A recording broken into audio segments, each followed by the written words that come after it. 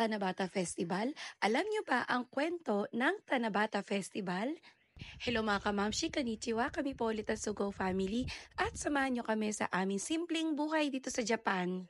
Ang Tanabata Festival ay ginaganap every 7th of the year. Isa ito sa romantic traditional dito sa Japan. Alam niyo ba na may paniniwala din sila na ang Tanabata Matsuri ay araw din na magkasintahan? At kapag daw nag-date kayo sa araw na ito, ay may pagkakataon na pwede kayo magkatuluyan forever. At ngayong araw nga ay bumili kami ng mga papel sa Daiso para magsulat at gawin na itong Tanabata. Dahil isa sa pinaniniwalaan na ang pagsusulat sa maliit na papel at pagsabit sa take or sa bamboo ay ang pagkatupad ng kahilingan. Nakakatuwa nga at ang asawa ko talaga ang bumili at nagpaalala sa akin para sa araw na ito.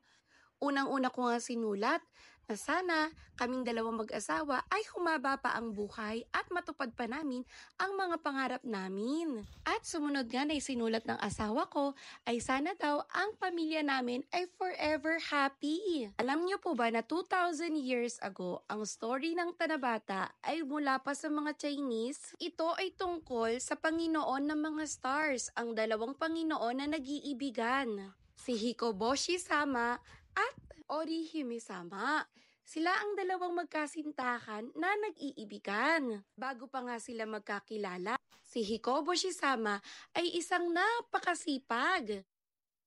Siya ang nag-aayos ng mga bituin sa kalawakan. Dahil sa kanyang taglay na kasipagan, ay nakita siya ng Panginoon ng Kalawakan. Ipinakilala siya sa prinsesa para ito ay kanyang mapangasawa. Ang prinsesa nga ay si Orihime. Siya ang anak na babae ng hari ng Kalawakan.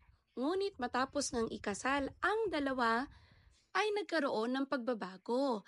Ang prinsipe nga ay hindi na ginagampanan ang kanyang trabaho. Naging tamad na ito.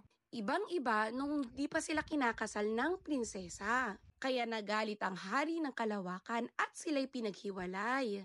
At pinapayagan lang silang magkita isang beses sa isang taon.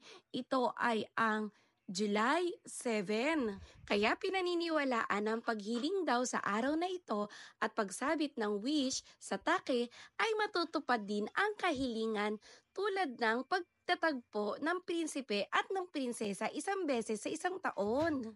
Alam niyo po ba na pinaniniwalaan din na pag daw masama ang panahon or umuulan ay hindi magkikita ang prinsipe at prinsesa at kailangan pang mag-antay ng isa pang taon para lang sila ay magkita.